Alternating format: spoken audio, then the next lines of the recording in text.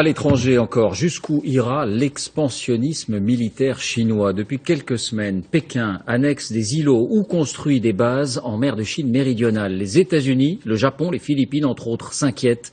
Dominique Bernard. Guerre des nerfs en mer de Chine.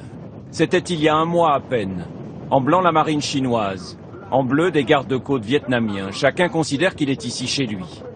Mais seul contre tous et moins rapide, le navire vietnamien est vite encerclé.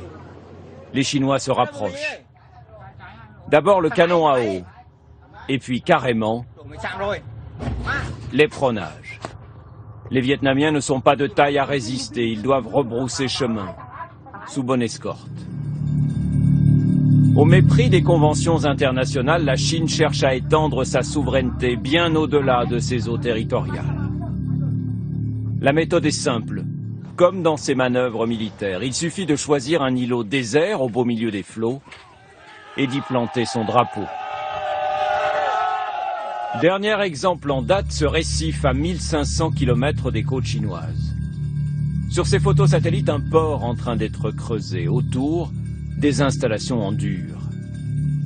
Il y a un an, ici, il n'y avait rien.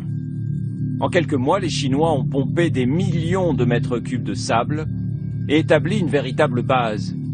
Le petit banc de corail, qui n'appartenait à personne, est devenu une île, peuplée de marins chinois.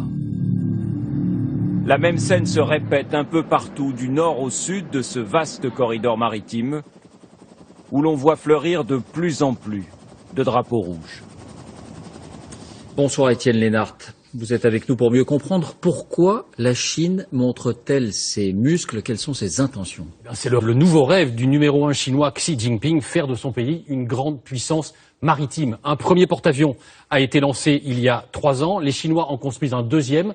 La flotte chinoise compte déjà 60 sous-marins et la mer de Chine, eh bien, c'est un peu le laboratoire de cette grande ambition. Mais l'impératif, il n'est pas militaire d'abord, il est surtout économique. Regardez cette carte. 85% des pétroliers, des tankers en provenance du Moyen-Orient traversent la mer de Chine. 60 000 navires chaque année. Alors si vous êtes chinois, coréen, japonais ou au-delà américain, eh bien plus vous contrôlez cette zone, moins vous allez être vulnérable. Et puis en plus, autour de ces îlots contestés, on cherche du pétrole, du gaz et il y a des zones de pêche. Alors jusqu'ici, quand un militaire chinois regardait cette mer de Chine, il voyait ces bases militaires américaines installées dans les pays amis. Aujourd'hui, la Chine se donne les moyens de montrer ses muscles, de planter ses drapeaux, et elle n'est pas prête de s'arrêter.